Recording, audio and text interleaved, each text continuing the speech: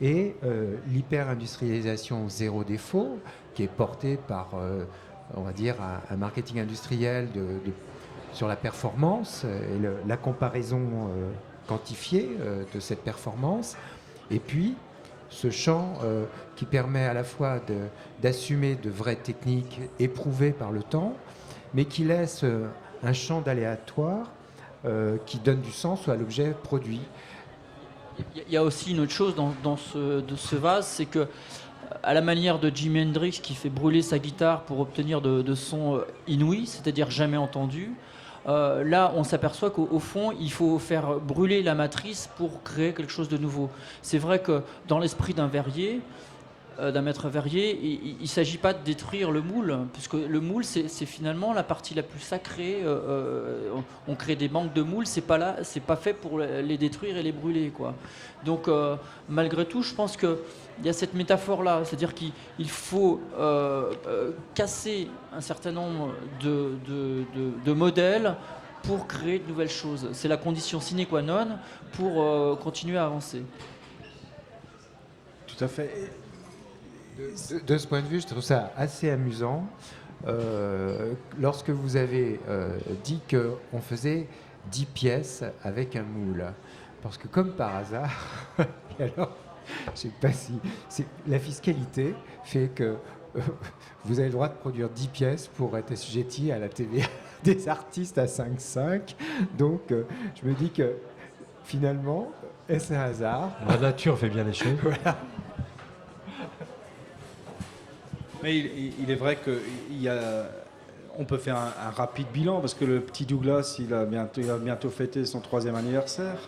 Combien de pièces réalisées? Je vais pas à 10 près, on en a dû en vendre pratiquement 500, ce qui est pour nous énorme. Alors il y a une stratégie, c'est que le CIAV Edit n'a pas coédité, a voulu rester maître de ce projet-là, donc il a un prix tout à fait abordable, ce qui fait aussi son succès. 160 € par exemple le noir, c'est rien. Non, je rigole. Ce qui a fait son succès aussi, c'est une stratégie qui consiste à faire en sorte que Meisenthal, nous, on est des verriers, on n'est pas des grands commerçants, on n'est pas sur les salons, les foires d'art contemporain, c'est pas notre job. Par contre, on a une stratégie qui consiste à faire en sorte que le créateur des objets soit le VRP, c'est-à-dire que François nous a emmenés un peu partout, au Designer Days 2 fois, à la Villa Noailles, à New York, etc. Donc le petit Douglas voyage dans les valises à François par son réseau. Nous, on suit en logistique, en production. Et voilà, on est aussi dans un autre mode de distribution et de diffusion. Vous voulez Douglas, vous appelez à Meisenthal, on vous envoie un bon de commande par mail, vous nous envoyez un petit chèque, on vous l'expédie. Voilà. Est-ce qu'il y a besoin d'enrichir 5 strates de grossistes, de détaillants, etc. Est-ce qu'il y a forcément besoin de faire du stock? Non. Écoute Jean-Marc, il faut 5 Douglas. Ah, écoute, attends ce week-end, je vais fabriquer un moule, voilà, à l'ancienne, quoi. Et c'est tellement, on le sent, c'est tellement bon. Ça, c'est une question que François Burkhardt traite dans l'introduction de ce magnifique catalogue. Alors, on va aborder évidemment la question des boules de Noël, parce qu'en plus, c'est de saison. Mais peut-être revenir sur cette opération quand même étonnante qui est Décorum, parce que c'est pas simplement une expo, un catalogue, mais c'est tout un travail de recherche, de balayage systématique des techniques et des possibilités de décoration. Voilà, mais c'est presque une démarche, j'allais dire, presque encyclopédique et scientifique qui a été développée pendant 2-3 ans, qui a concerné une dizaine d'écoles. Donc, est-ce que tu peux nous en dire plus ?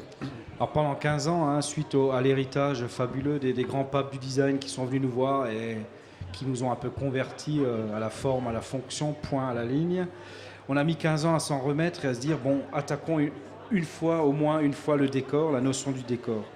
Alors on ne l'a pas fait juste par plaisir, juste pour se dire que est-ce bien utile ou pas.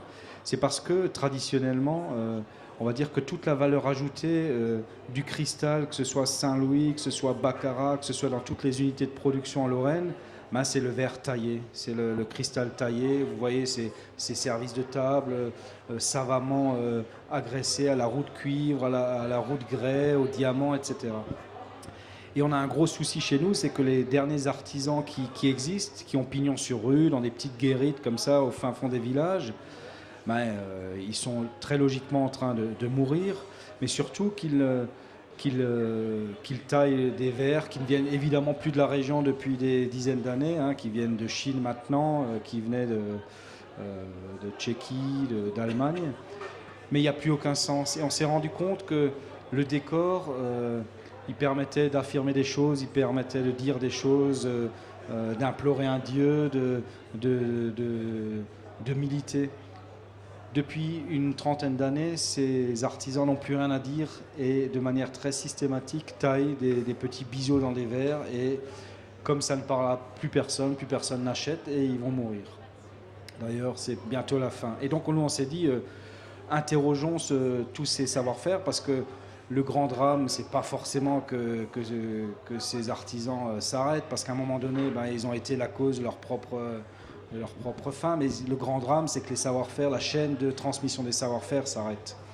Et donc on s'est dit, convoquons des écoles d'art, donc une dizaine d'écoles d'art à travers l'Europe, l'ECAL, la Cambre, les écoles françaises, allemandes, une vingtaine de designers, dont François, Werner Esslinger, Jerzy Seymour, etc.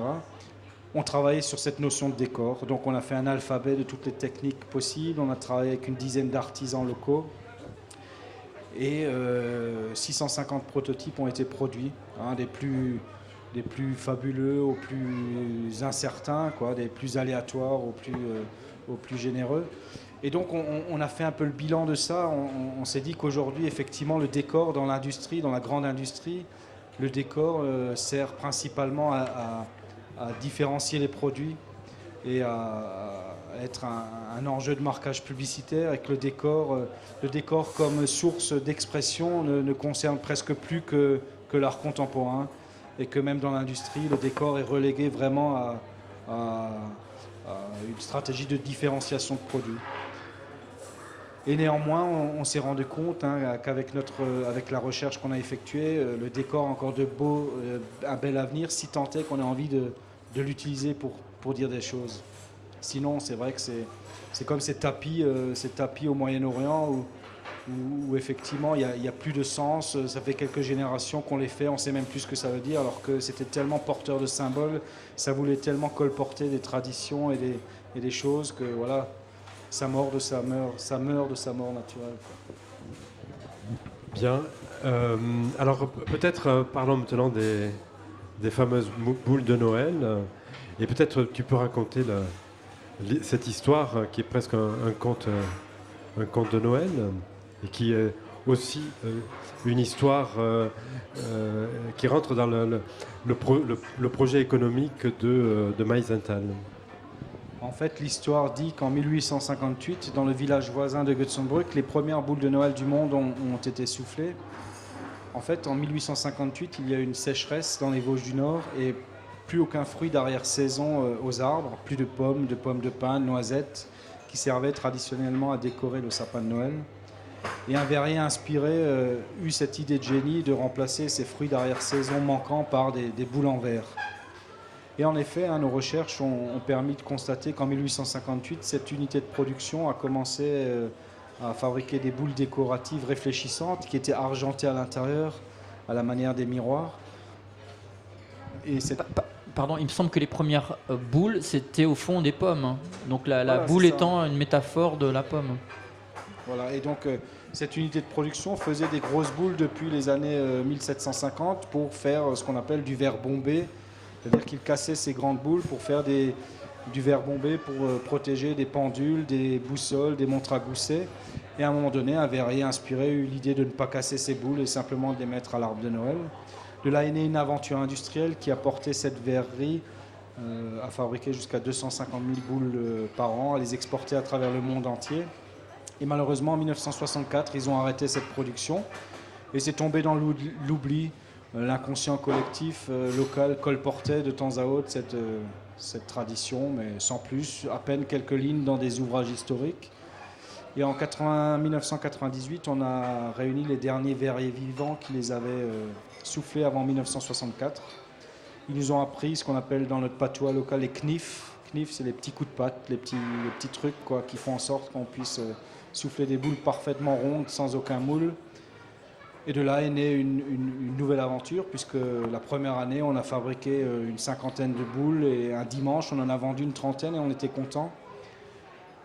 Et on s'est dit, tiens, invitons des créateurs contemporains à revisiter cette tradition. Et puis on a invité Jasper Morrison, des artistes, Michel Paysan, Italo Zuffi, un Italien, des jeunes designers, Philippe Riding, Fred Riffel. Et on a constitué une collection qui nous mène aujourd'hui à une vingtaine de modèles, à une émeute. Là, on est samedi, il est 18h. Là, ils viennent de fermer la boutique à Meisenthal. Je pense qu'ils transpirent tous parce que c'est la folie actuellement. On produit 20 000 boules par an. On a des saisonniers qui sont embauchés. On a une dizaine de points de vente dans le Grand Est et sur Paris. Économiquement, ça rapporte à la structure 40% de son taux d'autofinancement. Et voilà comment, à partir d'une petite partie du patrimoine local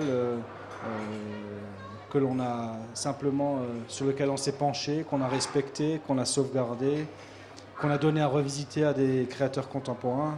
À partir de ça, on peut reconstruire quelque chose d'économiquement viable. Et puis le truc génial, c'est que le Fonds national d'art contemporain a acquis là, dernièrement toute la collection, une série de 200 boules. Donc ça veut dire même que ce travail-là, au-delà du plaisir qu'il procure à toutes les personnes qui s'achètent patiemment un ou deux modèles par an pour se constituer une collection, c'est que voilà, ce travail est reconnu en tant que conservatoire de techniques anciennes, de traditions populaires, mais aussi d'une vraie perspective d'avenir, quoi. Moi, je trouve ça très intéressant et en même temps, ça me pose question. Justement, les techniques que vous expérimentez sur des vases et autres, pour vous distinguer d'une boule qui viendrait de Chine, pourquoi est-ce que vous n'amplifiez pas le mouvement sur ces applications ? Je pense qu'en 10 ans, il a déjà été amplifié. On a construit un deuxième four. Il y a 10 ans, on était 2 verriers. Aujourd'hui, on est 7. Donc, on est sur une trajectoire quoi, qui nous a mené de 50 à 20 000 boules aujourd'hui. Après, le danger, c'est pour nous, centre de recherche, c'est le format. C'est-à-dire que passer à un troisième four et des équipes de verriers en plus, c'est passer à une économie qui est peut-être tout à coup beaucoup moins viable parce qu'il y a des strates de hiérarchie à rajouter. Après, il y a aussi une stratégie qui consiste à dire que est-ce qu'il n'existe que le modèle qu'on entend partout, qui consiste à dire on produit à mort et on exporte partout. Est-ce qu'il n'y a pas un modèle inverse qui existe, qui pourrait être celui de Meisenthal, qui dit on ne produit pas beaucoup et pour en avoir, il faut les mériter. Il y a des modèles qui sont fondés sur la gestion de la rareté, c'est pas la question. C'est que je pense que à partir du moment où une démarche plaît, puisque même au prix où vous les vendez, et c'est pas le même prix qu'une boule qu'on achète chez n'importe quel commerçant du coin, dès que ça plaît, on ne parle plus de prix. Et si vous, là, il ne s'agit pas simplement de développer un business, mais c'est de faire plaisir. Et dans plein de domaines, moi j'ai travaillé par exemple dans le domaine de l'orfèvrerie, cette idée de la boule en argent, avec une autre technique évidemment de transparence, a été abordée, par exemple, parce que c'est un moment fort, c'est un moment festif, c'est un moment symboliquement puissant, et que ça peut être un symbole fort, et qui peut à la fois être porteur d'expérimentation, au même titre que d'autres pièces, mais qui amplifie le phénomène d'expérimentation, puisque on le montre à un instant fort d'une vie et du calendrier de chacun d'entre nous, qui est Noël. Donc je trouve qu'il y a un côté, c'est l'idée presque de cadeau de la manufacture à sa clientèle, même si la clientèle paye, quoi, quelque part. Et on peut s'attendre à ce rendez-vous annuel, c'est-à-dire que s'il y a un invité chaque année qui sort la boule, on va activer l'idée de collection, justement. Et ça, je trouve ça intéressant. On l'a vu avec les lampes Berger, on l'a vu avec, plus modestement, il y a des années, avec les cachous la Johnny, qui invitaient des designers ou des artistes pour réaliser les boîtes. On le voit avec les couteaux la guiole, on les voit. Enfin, bref, et moi je trouve ça symboliquement fort, même si je comprends vos arguments pour pondérer